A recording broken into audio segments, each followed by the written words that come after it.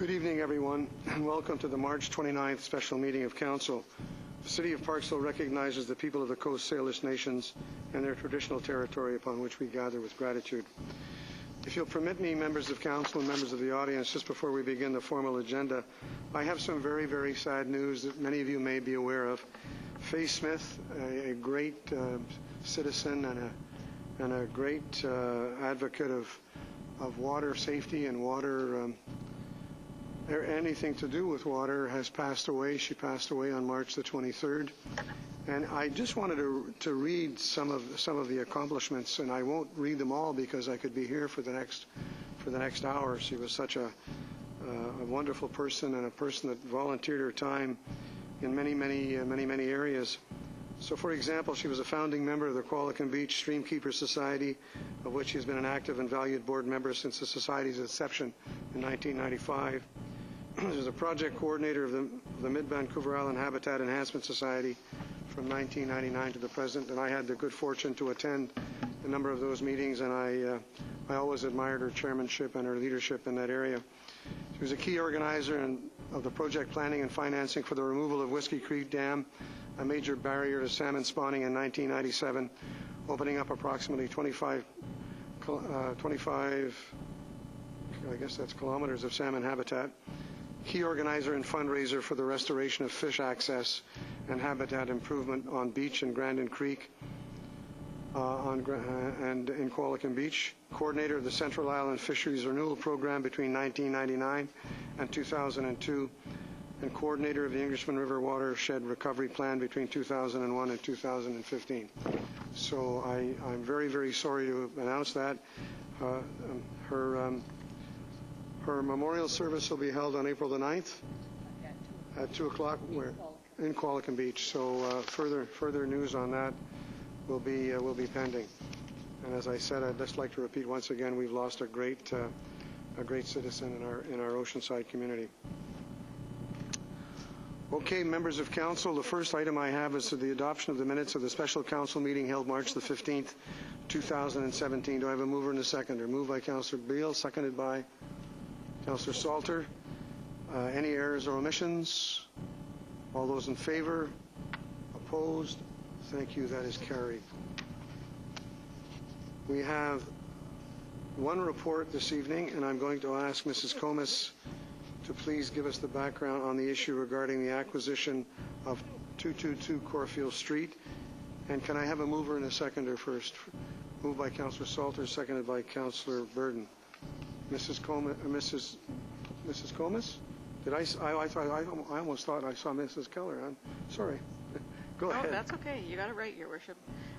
Yes, Your Worship, the purpose of this report is to bring into the public forum the acquisition of 222 Corfield Street through a grant and aid from the Regional District of Nanaimo for the purpose of a social housing project in the City of Parksville. The grant and aid is a shared cost between the RDN, the City of Parksville, and the Town of Qualicum Beach, and will permit the development, construction, and operation through funding from BC Housing for, as I said before, a social housing facility, transitional housing, supportive housing, and a permanent shelter component in the City of Parksville. Thank you, and I'd like to add that tomorrow, starting at 11:30 to 1:30, there'll be the first session on homelessness, sponsored by the Oceanside Homelessness Task Force. Just make that out there. So, seeing no comments, I'm going to call for. I already called. We have a mover and a seconder. Will the report be received? All those in favor? Opposed? Thank you. That is carried. We have one piece of correspondence this evening, Council, from Joan Unsworth, allocation of tax dollars for downtown revitalization. I need a mover and a seconder to receive. Moved by Councillor Salter, seconded by Councillor Oates. All those in favor? Thank you very much. Okay. Pardon me? I could. Everybody's got a copy. Would you like me to read it out? Okay, I'll do that.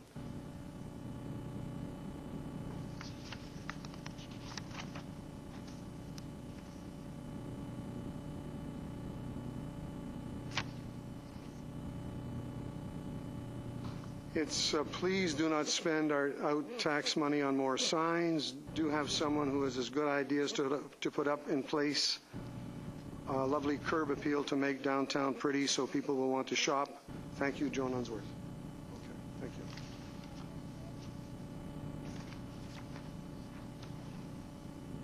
you. Okay, Mrs. Lovegrove, would you please give us the background up to date on the draft final 2017-21 municipal budget and financial plan?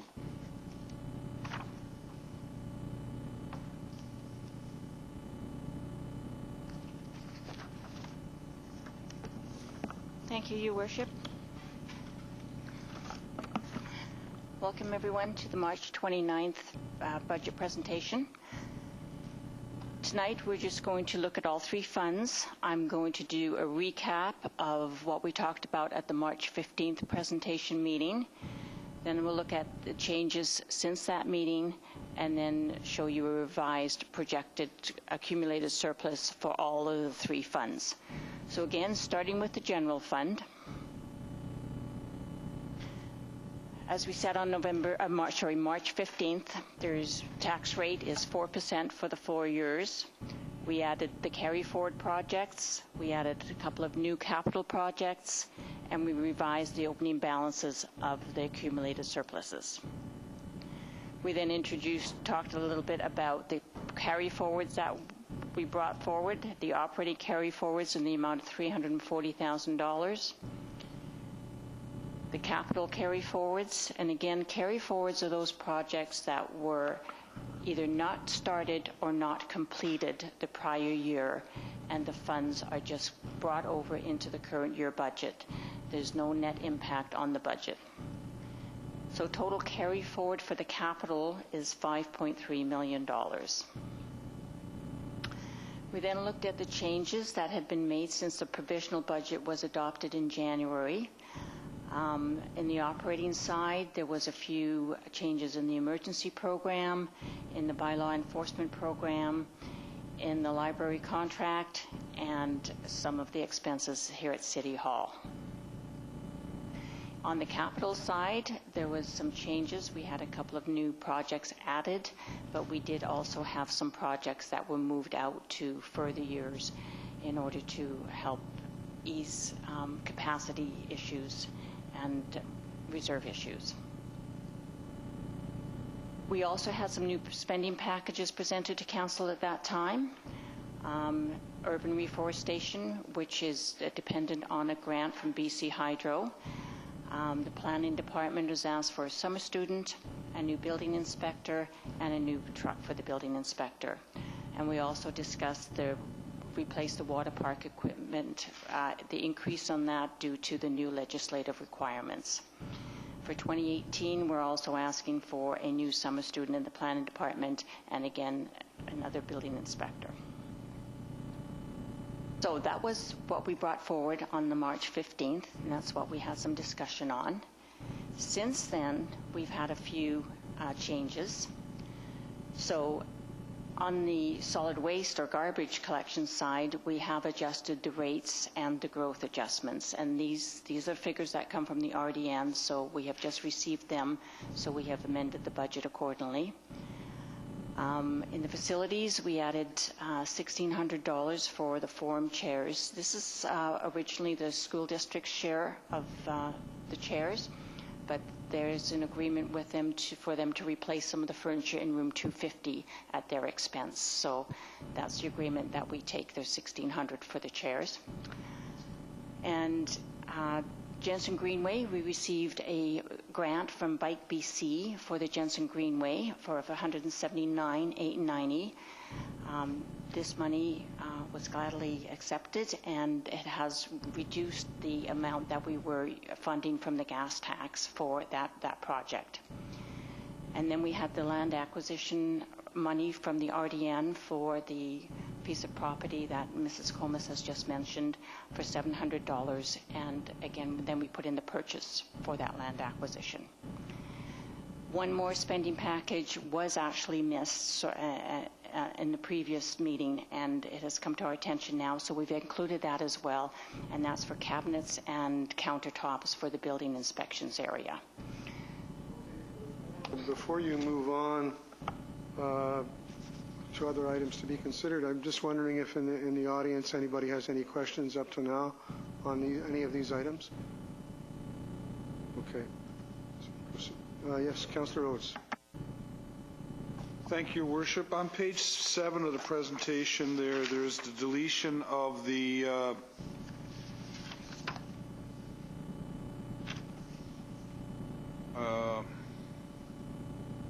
where is it? The removed contract costs for the commissionaires there. What service does the commissionaires perform for the city, or did they perform? Mrs. Keeler? That used to be a commissioner to provide parking enforcement, and since we have increased resources in the bylaw compliance department, we are now doing that in-house with our own bylaw officers. This doesn't affect the presence of the commissionaires in the lobby, does it? Through you, Mr. Mayor, to Councillor Oates, no, it does not.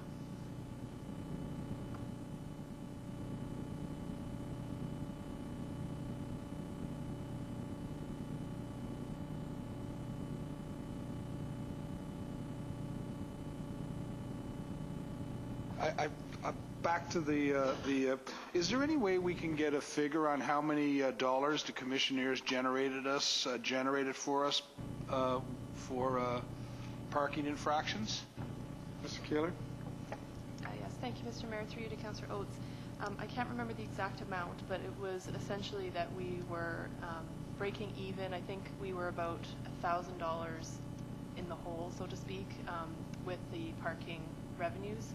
Our bylaw officers, when we discussed this, they felt that they could essentially recover more.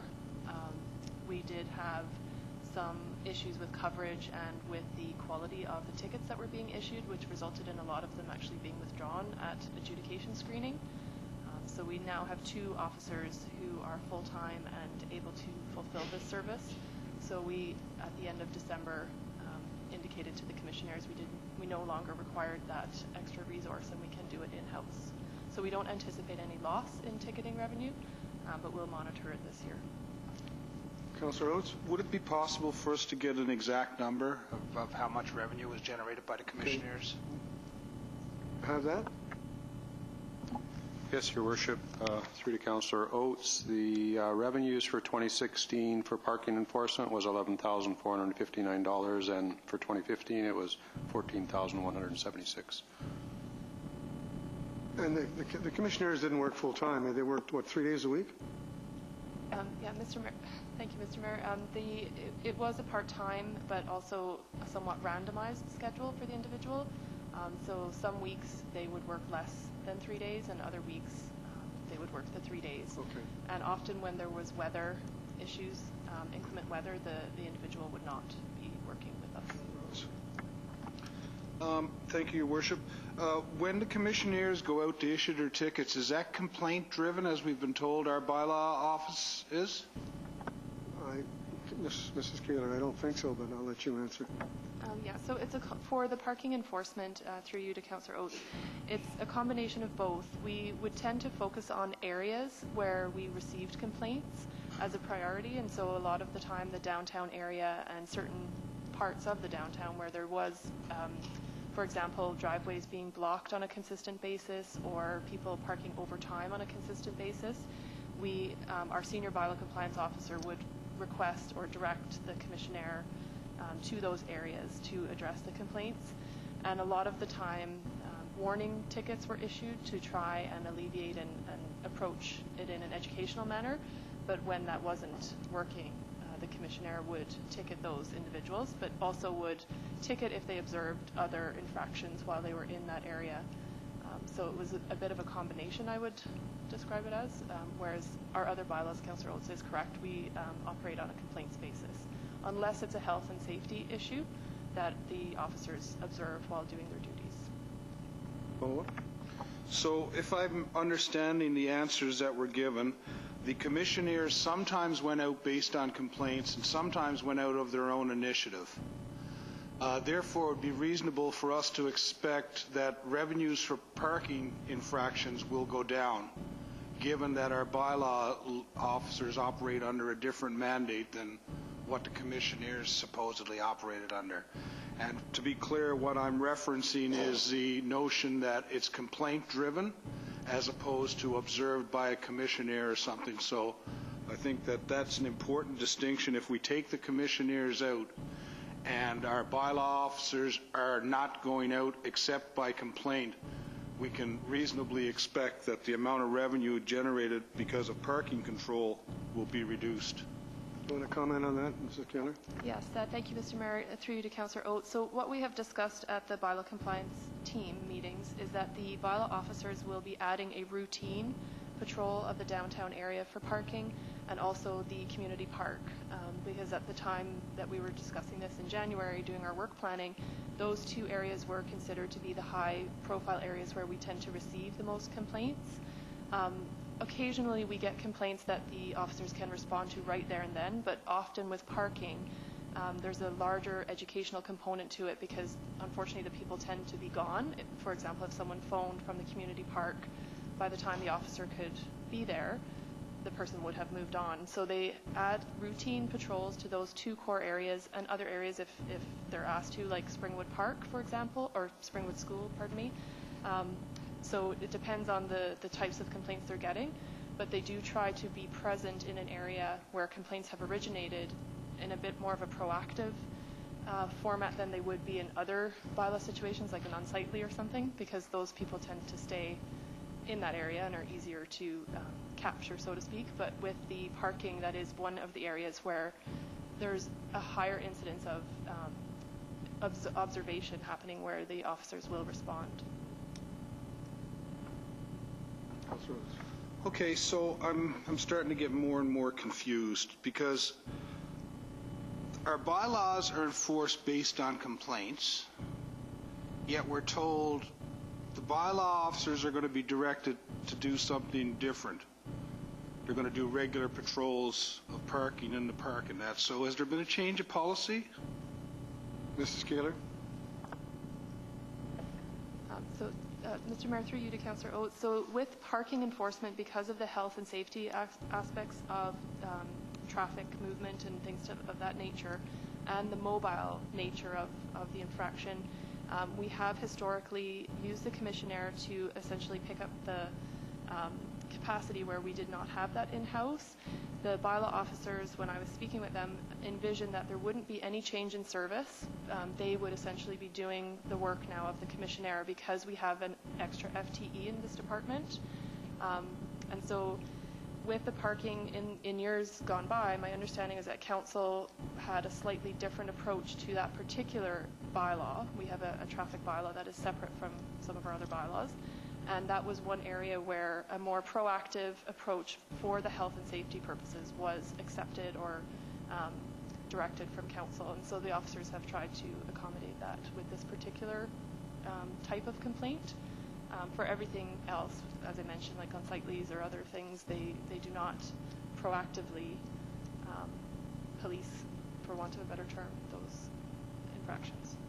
Could, I suppose at some point in time, say within 4 or 5 or 6 months, you could come back to council with an update on how that's working? Okay, thank you. Okay, Councillor Salter. Thank you, Mr. Mayor. So I have some questions regarding this constructing a new shed. It's on page 4 of what we just received tonight for $30,000. Where is that? Is that at the PW? Is that a shed at the PW? Where is that shed?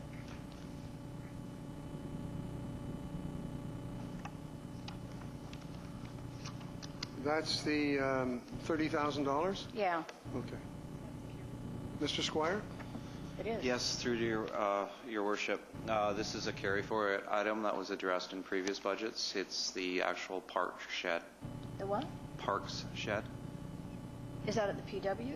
Public Works Park Shed, yeah, it's down at Public Works. So, because I'm confused, because on page 28 of our previous budget, we have a PW shed.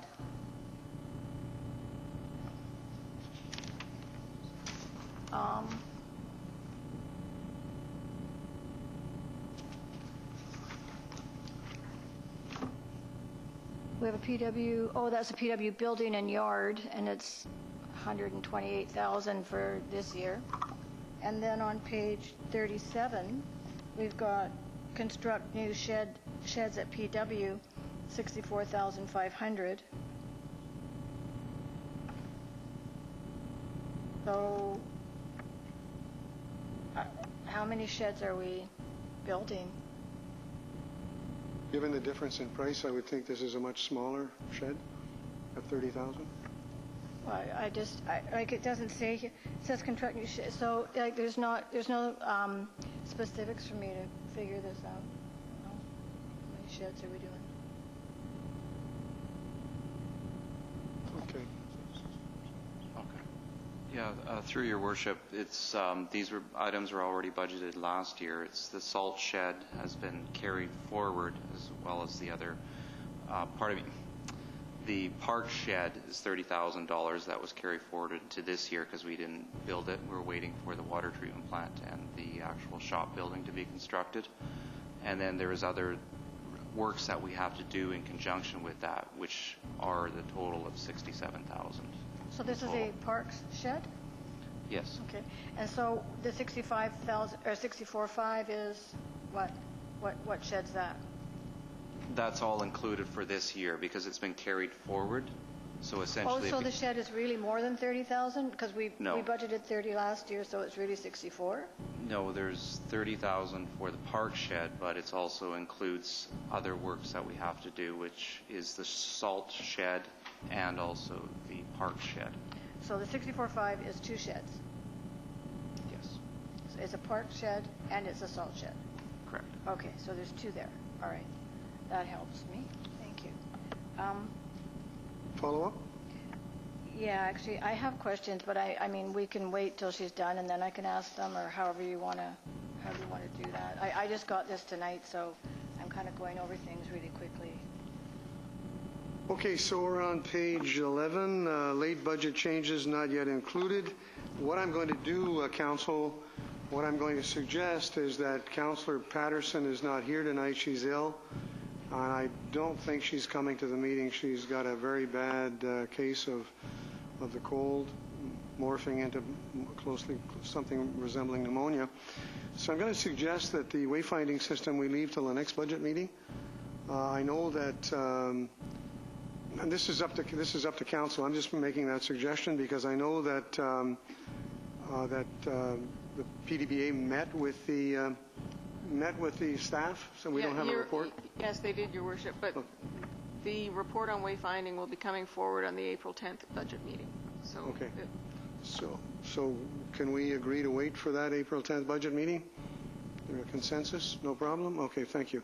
RCMP, I spoke with our commanding officer, Commanding Officer Pelletier, and I asked him how long it would take if council decides on whatever number of officers they want to provide, how long it would take to staff that position. He tells me it would take several months, if not closer to 1 year. Just I'm proposing that, given what we're facing in terms of this coming summer and next summer, I'm proposing that we consider one RCMP officer. But I'll leave that up to council discussion, which can start now if anybody wants to broach the subject. Councillor Burton. You know, we had a brief presentation from Staff Sergeant Pelletier a couple of meetings ago with regard to the subject of increasing the force in our area. But I don't know what the rationale is clearly. I mean, I heard that, okay, there's increased activity, but I don't have a rationale for increasing the police force at a price tag that we're seeing. I'd really like to see some more clear crime statistics for the region. I'd like to see some activity reports from what's going on now. I'd like a real clear rationale before we start making those decisions, and I'm not prepared to make them tonight. Any further comments from members of council? Councillor Beal. Thank you, Worship. I, too, am not prepared to go ahead with this right now. I would prefer to wait a bit. I do think that there are other items coming forward, not necessarily at today's meeting, but we have a further meeting in April, or a couple of meetings, and I think that there may be other information that could impact budget decisions. So I would just like to hold off a little bit. Still, it's very good to know that it can take months for this position to be filled if we go ahead with it. Councillor Salter. Thank you, Mr. Mayor. So I recall when the police officer was here, and we did discuss that there were other funding possibilities, which might be Qualicum Beach and the regional district. So they were going to bring that number back to us after having approached them. So I don't know if this is that number or not, if this is the number that they're requesting from Parksville, or if this is the total number and then they haven't made those. It would be for Parksville, so I'll talk to the commanding officer, and maybe at some point in the future. I mean, this is not etched in stone. At some point in the future, he can come back and give us more statistics. Yeah, because that was requested. Okay. Councillor Oates. Could we actually get like a formal request for what's being asked for, and like who's requesting this? When I probed Mr. Pelche on this, he seemed to indicate that this was a request to staff, our staff, not the RCMP. So I don't know. I really don't care who's making the request, but I like Councillor Burden and the other councillors would like some justification as to why the request is, what our partners are going to be doing to help with that. If for the city of Parksville, if we put up our hands a couple of weeks ago and said, yes, we will pay for 2 new police officers, do we get to direct where those forces are going to be concentrated? Or are we simply increasing the complement of the RCMP for the benefit of the entire region? There's an awful lot of questions on a budget item for $250,000 this year and only increasing going forward. And the reason that's given is required for increased activity. I think I would be very uncomfortable making a decision with that little information. Mrs. Gomez. Yes, Your Worship, we can certainly work with Sergeant Pelche and create a formal request. But just to clarify, staff had a meeting with the RCMP, and we were being given an update on the activity and some of the problems and the volume of situations that they were dealing with. And I made the comment to him that it sounded as though he was looking for more help, more members. And he said, well, yes, in a perfect world, we would have 4 additional, but I know that's probably not going to happen. So if we could have 2, then that would, because they have 4 watch shifts, and so ideally they would like to add 1 member per watch shift. But obviously that is a lot to swallow in one chunk, and so I said, well, it's late, but at least if you ask for it now, that it lets council know that this is coming, and whether it is approved this year or perhaps we put it back in the budget for next year, at least we are in the process of adding some extra help, because as council was advised at the last meeting, there hasn't been an increase in the detachment in 10 years. The discussion I had with the commanding officer was that these are not etched in stone. The budgets can always be revisited and so forth and so on. So I suggested that maybe that it would be more opportunity to wait to get more statistics that would convince council that another officer, or at least another officer, would be needed. Several months ago, I'm not sure of the timeline, there was a change in the way that the the highly trained volunteer force that's associated with the RCMP was to be utilized.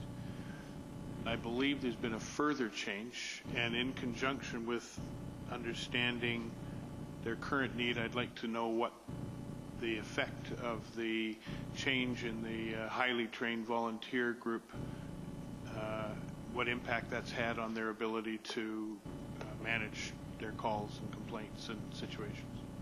My understanding is there were actions in motion that were going to abolish the auxiliary police force. I'm told that's not going to happen anymore, but that's a good question. I'll get an update on that. We'll have Staff Sergeant Peltier come back and give us an update. But in the latest information I have, the auxiliary police force is still going to be in vogue. Apparently, there were enough complaints around the country that they're bringing it back. So I think that's still a part of an integral part of what they do. But that's a good point. I'll find that out. Okay, Mrs. Lovegrove, continue, please. Thank you, Your Worship. So with the extra changes that we just discussed since the last meeting, our reserve balances have changed slightly. So general fund, we're projecting a balance at the end of the year of $6.2 million, and at the end of 2021, we'll have $3.5 million. The next 5 years after that, still pretty good for the first couple, and then they start to dip a bit, and then make a slight recovery in 2026. But that's what our projections are at this time. So that's all for the general fund with the changes. That includes all the changes that we have just mentioned. And there'll be a further update at the end of March when the surplus deficiency situation is finalized. We'll know that for our next meeting on April the 10th. We will have all the assessment values and that put in for the April 10th meeting, yes. Thank you. Questions for Mrs. Lovegrove from members of the council? No? You have a question? Go ahead. Thank you, Mr. Mayor. So I do have some questions, and I know we've talked about this. Sorry, page 5. I know we've talked about this before, so I don't need to be reminded. But so I've been thinking about this operations hangar shop that kind of started out at $500,000, and now we're at $886,900, or no, actually we went up to $2 million, I think, on the last time we looked at our budgets. I just want to know, is that the end of it though, or is there going to be more? Like, is there a cost that that this will be continuing, because it's grown for several years? I'm just wondering what is the end amount? Mr. Squire, please. Through your worship, I think when the purchase of the hangar was acquired going back 4 years ago, I think a budget of $1 million was identified. I wasn't involved specifically, so I can't speak to that. Once we acquired the actual design and got a better accounting for it, the budget was determined to be just over $2.4 million. That tender is closed at 2.3, and we're satisfied that we have enough money to build what we have right now. We have a contractor engaged and is actively building it right now. And there's sufficient contingencies in that budget to build it. Thank you. So I'm confident that there won't be any more increases in the cost of that shop hangar. This is it.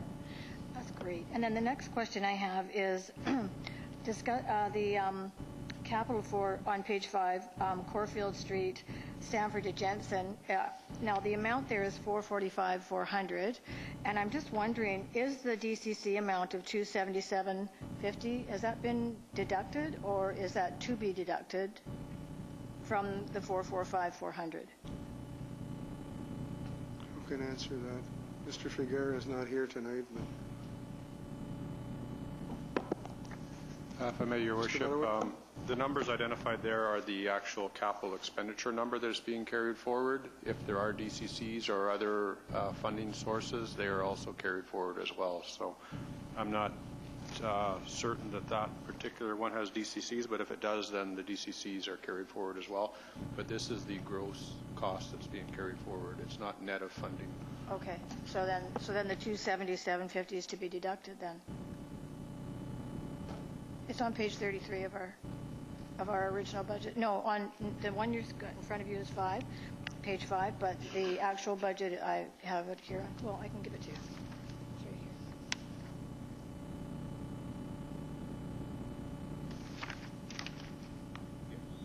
So it's going to be So then so that much will be deducted from that, so that's okay. Thank you for that. Any other questions, Councillor Salter? Yes, I do.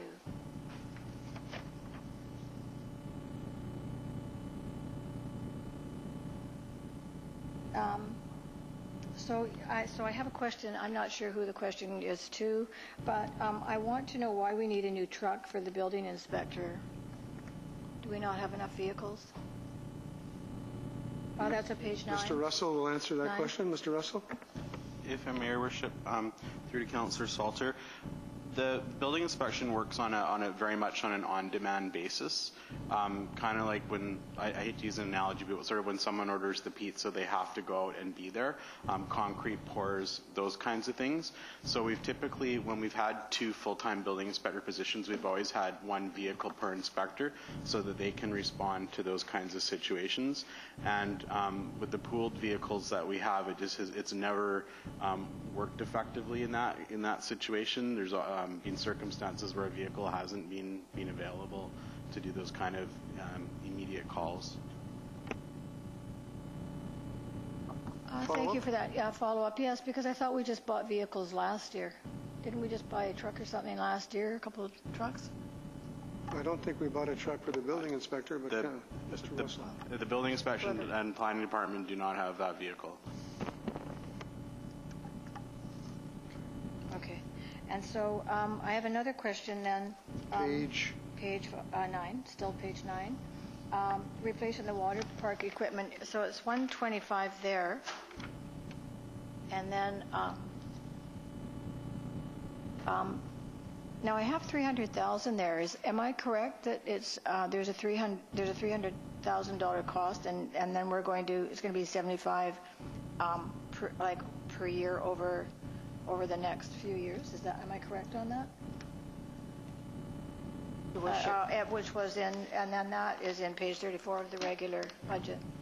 What page you want again? I'm on page 9. Page 9? In your new budget. Yeah.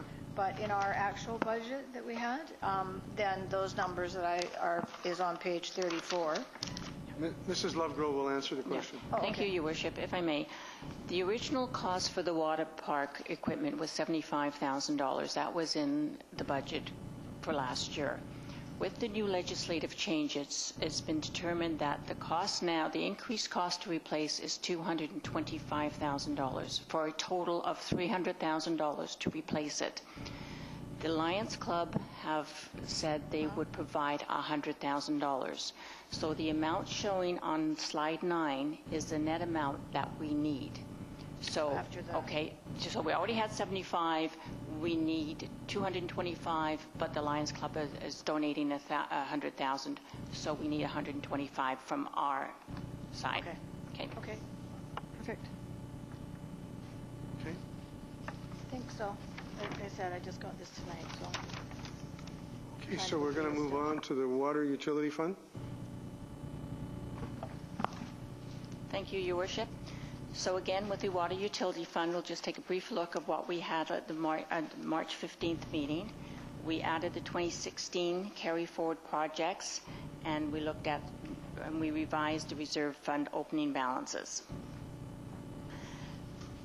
The carry-forward projects for the operating side were 18.5, and the rest of the capital were capital for a total in carry-forward projects of $871,000. Again, carry-forward projects are the projects that were not completed or were not started the previous year. And as Councillor Salter has pointed out in the documentation, these numbers are added onto the current year's budget numbers, so they may appear higher than they were last year. So the budget adjustments from the last meeting, there was just a couple of minor ones in the operating side, and most of the ones in the capital side were the movement of projects further out due to capacity reasons. Since the March 15th meeting, we have received a grant from Canada Infrastructure of $5.6 million. That is the City of Parksville share. The funding is for the ERWS project, but the majority of it is going towards the Springwood transmission mains. So our share is $5.6 million. So that has now been included in the budget. And based on that, we have reduced the other funding sources that were there, such as the DCCs. For DCCs, we have to basically, any other funds pay first, and then DCC comes in later. So the revenues are showing there for the Springwood transmission mains, how much we're putting in there. We've reduced the gas tax accordingly as well, so because we have enough. And we have just basically revised the long-term debt amounts from one year to the next so that the reserve balances remain stable throughout the time. And that's basically the only change to the water fund. So based on that, that does increase the reserves in the water fund. At the end of 2017, we anticipate a $3.8 million balance in the water fund. And at the end of 2021 is a $2.4 million balance. And the next 5 years are also in the black for the water fund. And that's it for the water fund. Before we get on to the sewer utility fund, any members of the audience have comments on the water utility fund? Okay, proceed, please, Mrs. Legro.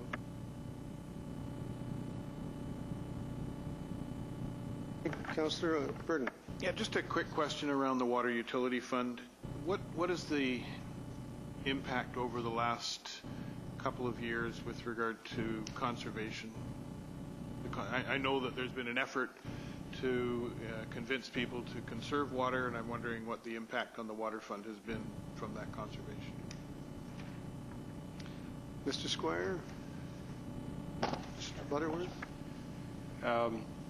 In the last 2 years, the water fund revenues have not come up to our budget amount. I cannot remember the exact amount, but between the 2 years, it's in the $150,000 range. But I'd like to actually look that up and give you that information, because I can't remember exactly what that amount is. But we have, because of water conservation, we have not come up to our budget amount. Follow up.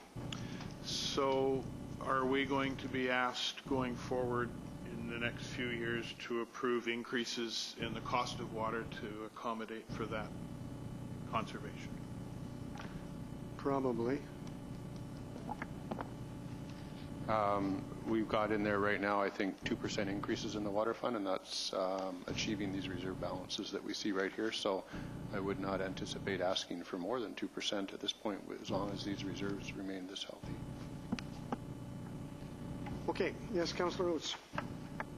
Really quick, the water fund projections presumes a 2% annual increase? Yes, 2% annual increase in the rates. rates. Yeah.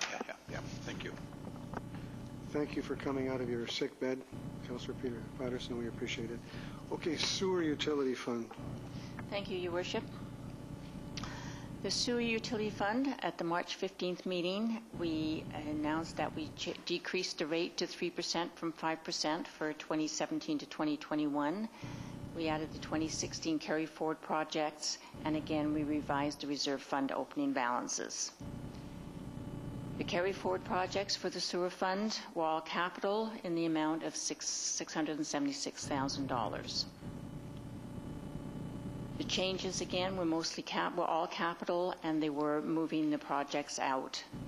And these would correspond with the move out of the water fund and the general fund so that everything gets done at the same time. Since that time, there have been no other changes to the sewer fund. So the projected surpluses remain the same at 2.7 projected at the end of 2017 and 1.7 projected at the end of 2021. And still remaining positive for the following 5 years as well.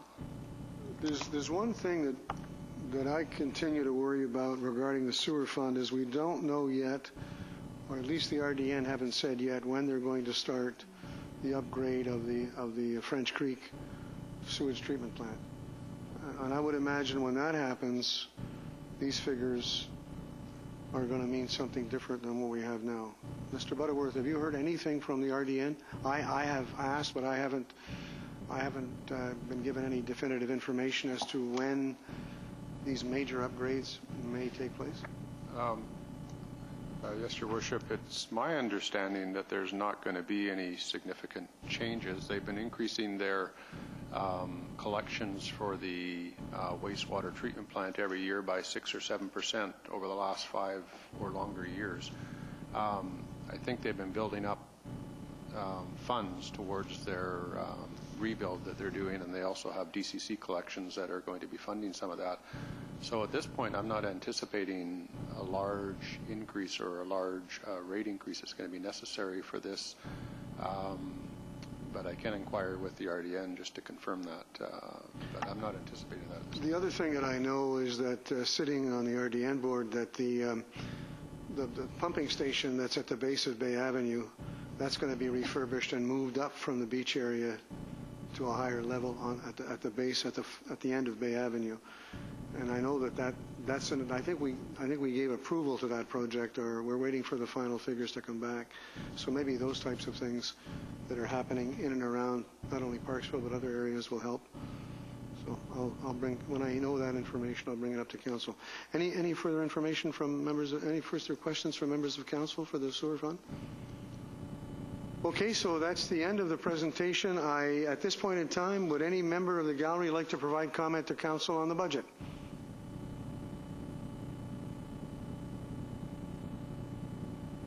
Okay, turn the microphone on, please, and for the record, your name and your address, please.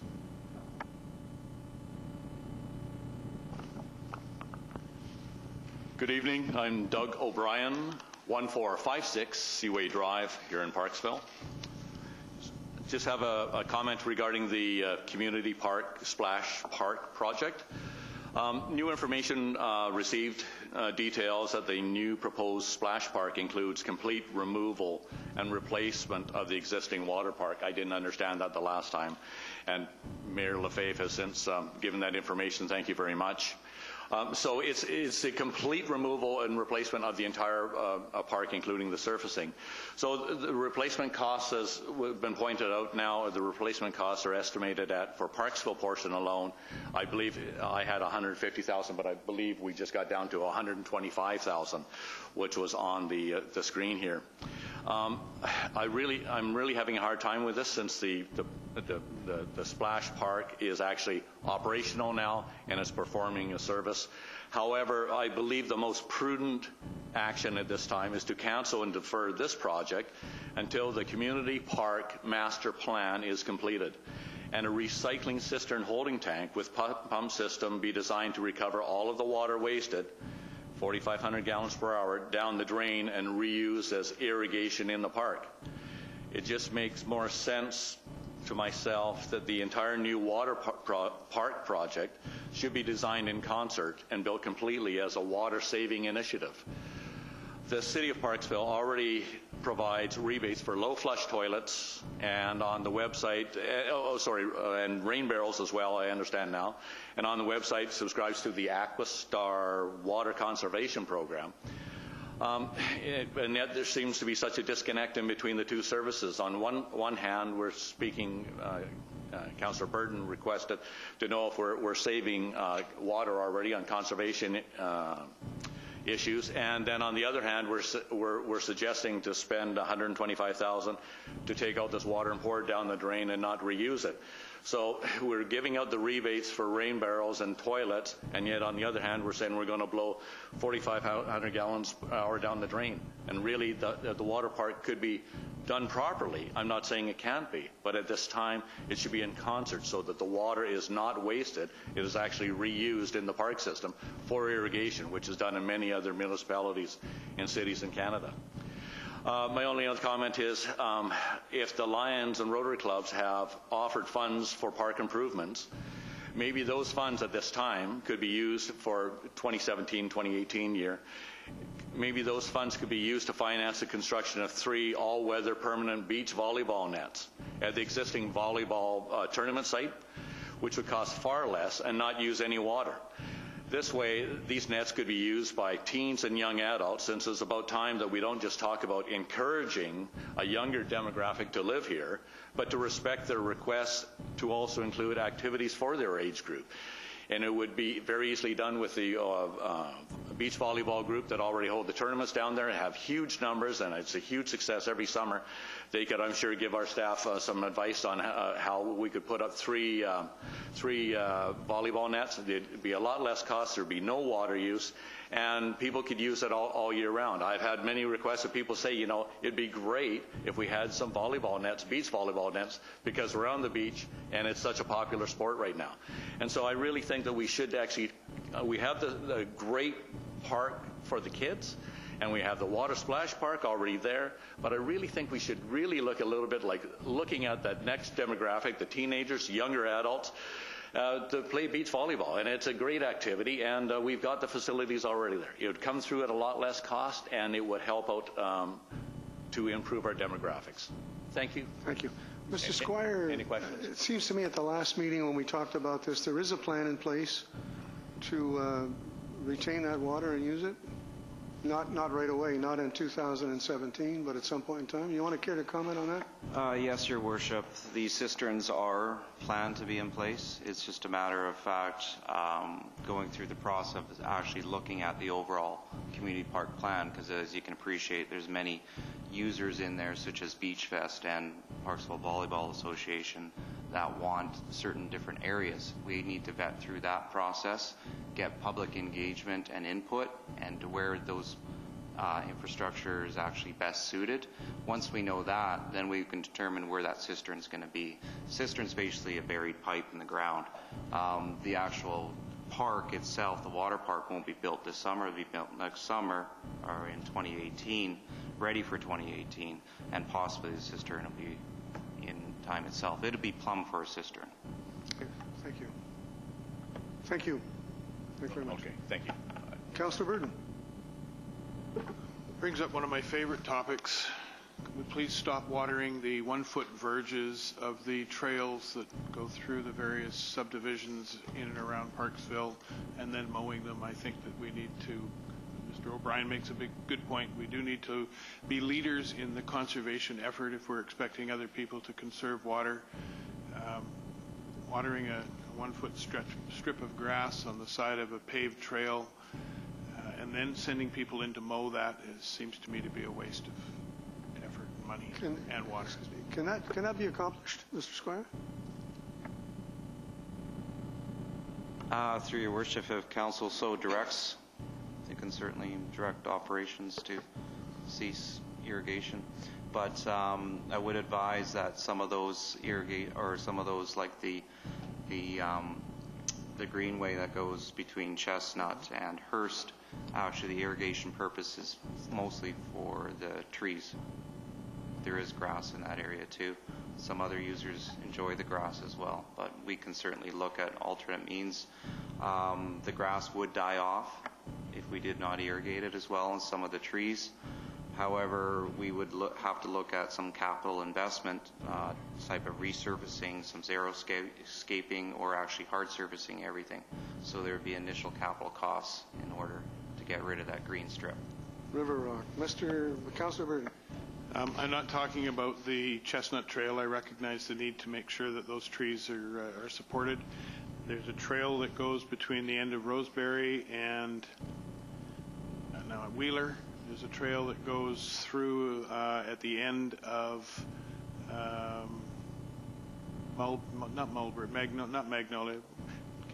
Mulberry, that runs through to, my street names are not good. All through Maple Glen, there is a series of trails that connect cul-de-sacs with other streets. I walk them every morning, and it drives me crazy when I see the grass growing on a strip literally this wide, no trees.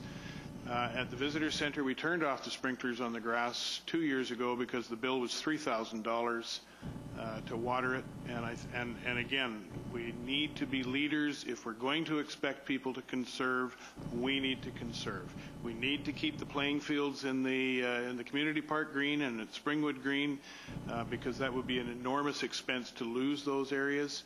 I don't have a problem losing a strip of grass a foot wide on the edge of a trail. Would you want to make a motion, Councillor Burton, that staff I would bring love back to a make a report? motion to stop watering grass. Those I got to get areas. this right. Hang on. To stop watering and mowing grass verges in trailways where there are no other plants that need to be protected.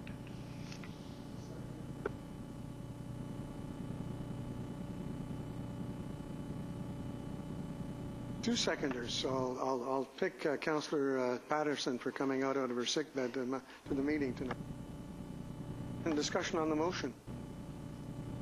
If there's none, I'm going to call the vote. All those in favor? Oh, I'm sorry, Councillor Patterson. Your Worship. I'd actually like a friendly amendment to Councillor Burton's motion that we ask staff and Mr. Squire to come back with the cost repercussion of shutting off some of those water areas, because I everything... think that's understood in the motion. I hope. Is it understood in the motion? Staff? No? That's an Okay, you want to make an amendment? What's that? Just, I believe what Councillor Patterson wishes to do is refer the motion to staff for input, not make an amendment to the motion. You okay with that? Okay. Okay, I'm going to call the vote. All those in favor? Opposed? Thank you. So, Councillor Beale had her hand up first. Councillor. Thank you, Worship. I just would like to go back to Mr. O'Brien's comments, and I can appreciate a lot of those comments. But I am wondering, through to Mr. Squire or Mrs. Comas, whoever, if we deferred the rebuilding of the water park, would there be some liability issues for the city? Who can answer that? Mr. Squire? Through your worship, currently right now the park, the water park infrastructure, the equipment is non-conforming, so it's not in conformance with standards right now. So it's been advised to us, it's due diligence to replace it as soon as we can, knowing that it is non-conforming. So I wouldn't personally want to defer it any further than what we planned right now. Follow-up? Thank you. I just think it is important for the public to understand that sometimes city staff are in those difficult situations, and it'll be great to see a cistern in place when that time comes around. Thank you. Councillor Oates. Councillor Patterson. Thank you, Your Worship. This afternoon I had a meeting with District 69 Parks and Rec, and a preliminary on some of the Parks and Rec survey that's being conducted. And the number one activity is walking and hiking in our area. So even though Councillor Burton, wants to think about some of those trails and everything, that is our number one activity in the area. Competition sports ranks the lowest. So I just wanted to make a couple little points. Both Parksville, Qualicum Beach, and surrounding areas have different resources and different parts of recreation that bring people to our communities. And the community park is definitely one of those. So when we think about the water and everything that the community park, the water park does have, there's also that offset of people that come to the area. And one of the stats and everything that was, when they looked at the census and everyone that filled out those forms and everything, it's not people in my age group that are coming, it's young families, and then our retirement. We are missing that gap in between that 40 and 60-year-old in the Oceanside area. Thank you. Councillor Salter. Thank you, Mr. Mayor. I did want to speak, but it's actually regarding the budget now, so can we move on? I would just like to bring up, these are some questions that came to actually all of us from a resident, and he had some questions for us, so I'd like to ask those questions so that they're answered. So he states, he states that on page 14 of 16, the water utility fund shows a reduction of $2.4 million in DCs due to an increase in a federal infrastructure grant, yet maintains a redirect. So he's asking, why would we do that? Why not keep a portion of that DCC contribution? Clarification.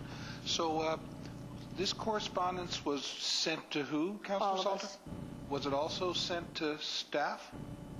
I'm assuming yes. Yes, she said. So our policy says that an answer, that this person should have been given an answer. So I guess the first question was, have this question's been answered? No, but I'd like an answer as well. So, well, I'd like an answer too. So.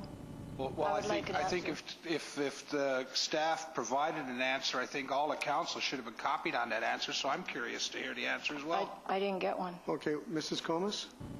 I didn't Your get an Worship, answer. those questions were sent to me by Mr. Pastors, and I provided a response to him in conjunction with Mr. Butterworth, and I copied I saw the responses. I'm sure the rest of the council did too. That's been answered. Those questions have been answered. Could you copy me then? Because I don't have a copy of this. Checked just before I came down. Okay, it went to the council email, so you were on the there's list? a glitch in the email as possible, but I can certainly forward it to you tomorrow. Thanks. Okay, Councillor Oates. Are we getting ready to wrap up? Is this the opportunity we could? Okay. So it's topical that the issue of emails came up, and because that's what I want to speak about. I want to speak about the ability for me as a councillor to do my job in a more effective manner. I appreciate the importance of historical documents being retained for historical reference, and we certainly know that we get a ton of that information. And the back of my car is, I clean it out once a month, and that's an awful lot of documents for me to be retaining myself. And as you know, Your Worship, the confidentiality of any correspondence is very important too for us to be cognizant of that and take steps to maintain that confidentiality. And I also think we should learn lessons from other jurisdictions that have recently happened with respect to email addresses and email servers and that sort of thing. And in light of the fact that earlier this year the office space that was provided to council was repurposed to be used because of an additional staff member, we now no longer have any place to call our own. And I notice in the budget that there's no plan for that changing in the future, either this year or down the road in the future financial plan. So I can only presume that we will be left with the mail slot that we have, or that's the plan. So I'm wondering if it would not be more, if that is the plan, wouldn't it be prudent for us to each have our own individual email addresses from a Parksville email address, so that all of these documents, instead of us having to take them and transport them to and from our homes, they could be converted electronically and then maintained on that secure server, so that my emails, my personal emails, are not being butted up against city business emails, and the possibility for things inadvertently going astray. I think that is very, very important. I think we heard tonight that there was glitches with the email. We heard it in a response to Councillor Salter's most recent question. So I think it's time, if council is supportive of it, for us to explore having email addresses that are at parksville.ca or at parksville.com. Earlier this afternoon, we all received an email from some jurisdiction with respect to a late resolution that was going before AVICC. And I looked at the recipient lists there, And I look through all those there, and I see that most of those people have email addresses associated to which the municipality which they represent. In fact, Qualicum Beach has it. So I'm not sure why we don't have it, and I think I think that the confidentiality of correspondence and the security of our correspondence is reason enough for us to explore establishing distinct email addresses for councillors.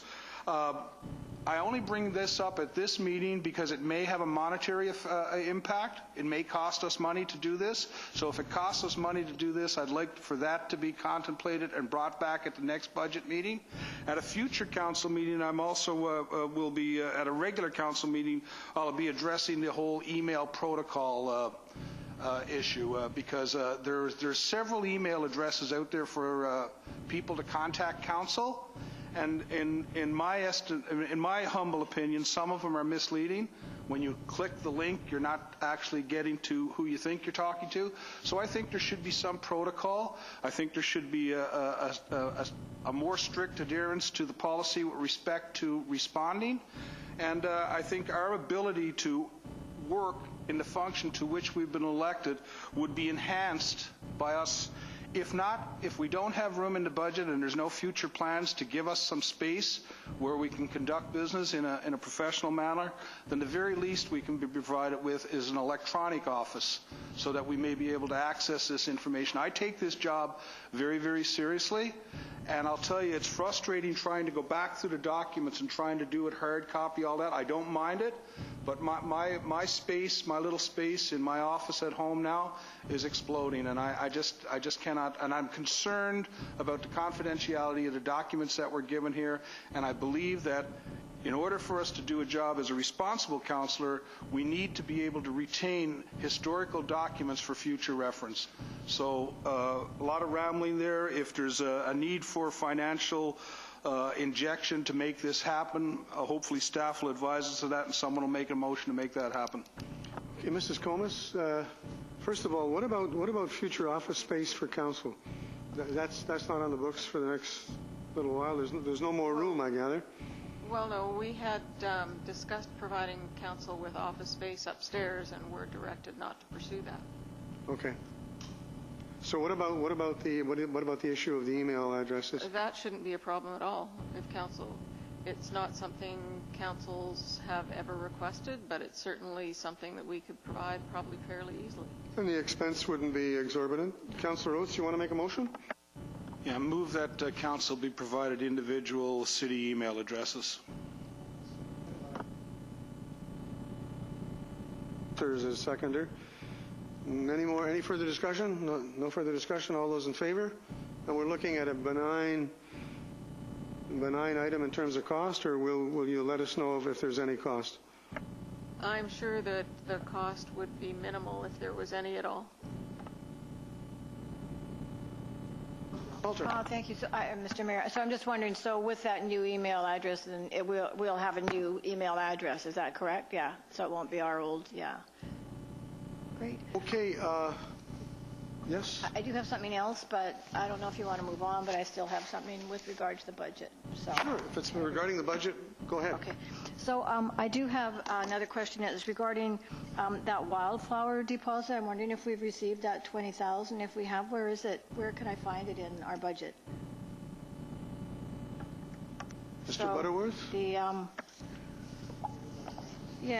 money that $20,000 deposit that we received back in 2015. Yes, we received a wildflower deposit, but we've invoiced them for legal costs relating that they were supposed to pay us for. The deposit was not supposed to cover the legal costs, so we have invoiced them, but we have not. We will be sending it to collections, I believe, because they have not paid us yet. Have we received any of it back, though, or is there any money in here that came back from? There's no money in this budget relating to that. We got $20,000 from them originally, and that was included in revenues last year, and so it's not in the budget. And then we have invoiced them for, I think it's $19,000 or somewhere around there. So we're still waiting for 19 of the 20? Yes. Okay. So do we have any, so we don't know when we're going to get that? So when we do, how will we know it's, how are we going to know it's in this budget when that happens? Well, it's actually not in the budget because we've invoiced them, we've incurred costs, and we're trying to recover our costs. So it's not an item that we would budget. What would happen, though, is if we have to write it off, then it's going to be written off as bad debts. But at this point, we're going to be sending it to collections before we do that. Okay. So, but if we get it, how are we going to know that? Like, how would I know, just as a counselor, how am I going to know that money was returned back to the city? I can email council if we receive it, let you know, or give you an update. Is there a deadline for that, Mr. Butterworth? Or is that open? Well, they've already passed the deadline, and we've sent them an invoice, and we just have to send it to our collections. We have to add on a administration fee and send it to our collections. Collection would probably be just as expensive, or fairly expensive, I would imagine, if you put it in the hands of a collection agency. Our collection agency is, I think, 25 or 30%, but we do have a administration fee that would be added on that will cover, or a collection fee that's added on that covers that. Okay, thank you. Okay, members of council, members of the audience, I'm going to call for an adjournment. So I have a mover to adjourn the meeting, moved by Councillor Beal, seconded by Councillor Burton. Do you have any further discussion, Ms. Councillor Salter? Okay, all those in favor? Thank you, and thank you for coming. We are adjourned.